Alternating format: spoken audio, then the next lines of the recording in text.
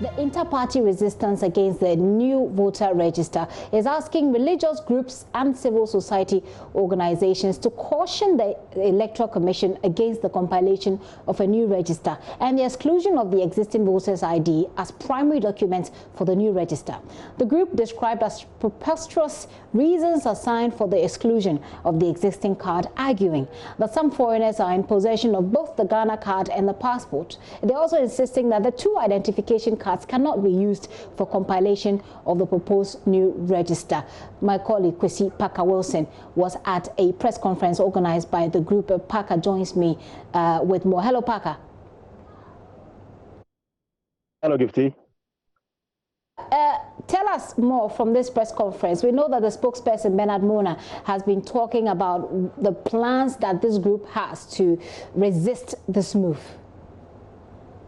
Right, so Gifty, you recall that during the NIA registration for the Ghana card, there were reports, which of course JoyNews reported, that some NIA officials were arrested by the Kaleshi Police Division Command for registering some foreigners onto the Ghana card, or were captured onto the Ghana card. And this is one of the core reasons why Bernard Mona believes that that particular Ghana card, which is going to be used for the primary document as part of the registration exercise, was fraught with some illegalities and cannot be used because already some foreigners are in possession or have obtained the Ghana card. Again, he talked about the passport, where our very own Kretinate also did a documentary on how to acquire a birth certificate. And one of the documents for acquiring the passport is the provision of a birth certificate. So Bernard Mona concluded that clearly the two identification cards, which the AC is planning to use as part of the registration for the new voters' ID card, is fraud and cannot be used.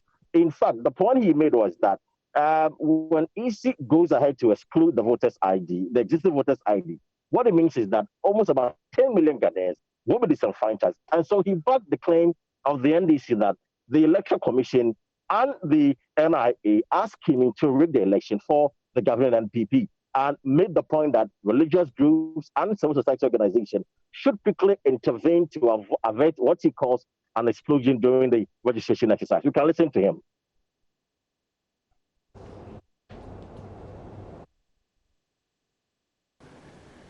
It will be most ridiculous for the Electoral Commission as an institution to claim that after the widely publicized deletion of 56,772 names of individuals who registered in the 2012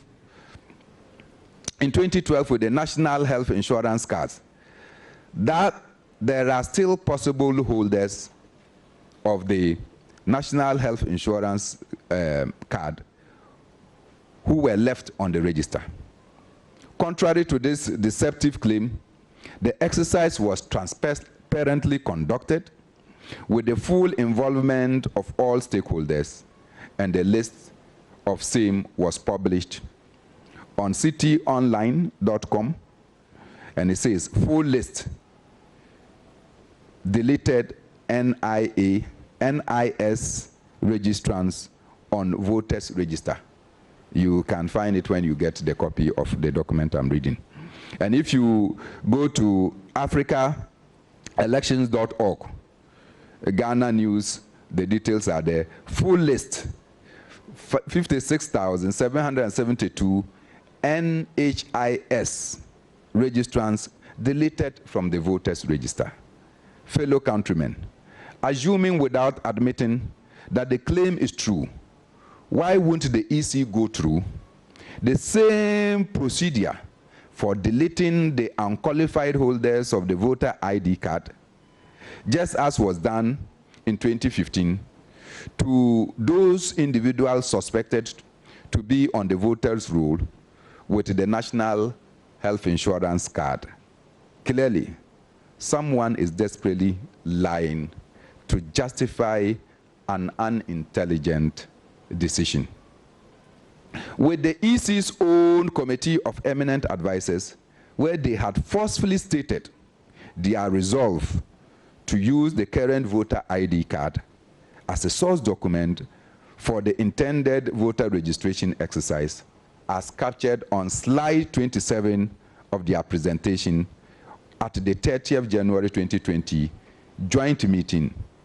Ladies and gentlemen of the press, it is therefore our considered view that the restrictions of the eligibility to register and vote to the Ghana card, whose implementation and issuance is largely incomplete. It is work in progress with attendant irregularities, is improper, illegitimate, and unconstitutional. We want to continue to serve notice to the EC, the NIA, and the MPP that we are still alive to our collective civil responsibility to rise in defense of our young democracy. We shall do so without let or hindrance from the oppressor who is applying the people's discretionary powers vested in them whimsically and capriciously. We will continue to demand from the religious leaders. By the way, are they still alive? The moral society, the civil society organizations, for their timely involvement in preventing an impending implosion by getting involved to cure the wanton abuse of power, complete disregard for due process, and neglect of common sense. This mandate.